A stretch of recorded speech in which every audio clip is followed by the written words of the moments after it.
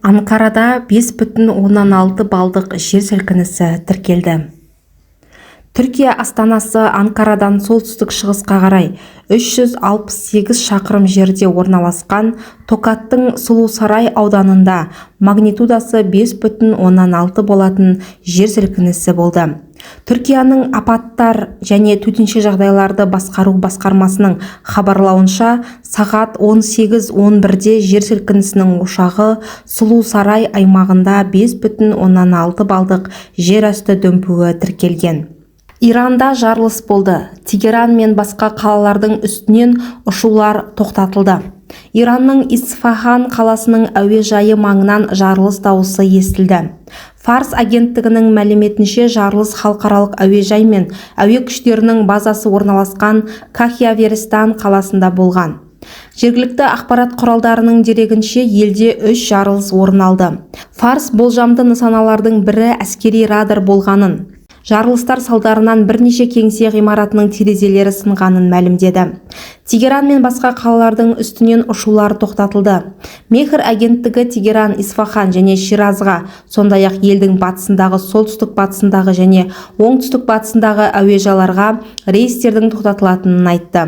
Индонезияда жанартау атқылап қауіпті дабыл қосылды. 800-ден астам адам эвакуацияланды.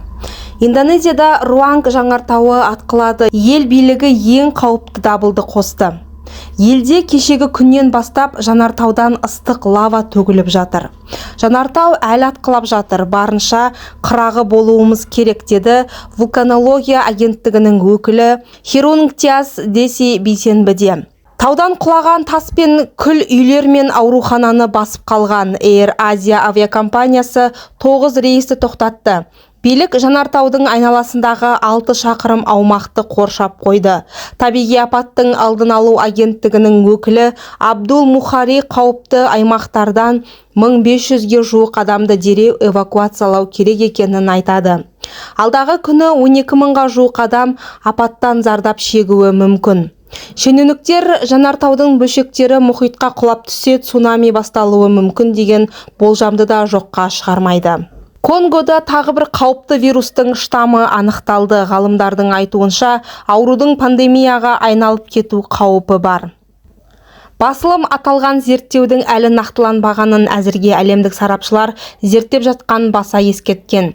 Ғалымдардың айтуынша, Комитукте маймыл шешегінің мутацияланған штамы табылды. Вирустың бұл түрі адамдар арасында негізінен жыныстық жолмен тарайды. Зерттеушілер кейбір мутацияланған жаңа штамдар қазіргі сынақ тесттер арқылы анықтала бермейді дейді. Олар егер шешектің алдын алмаса, ауру халықаралық деңгейде таралуы мүмкін деп санайды.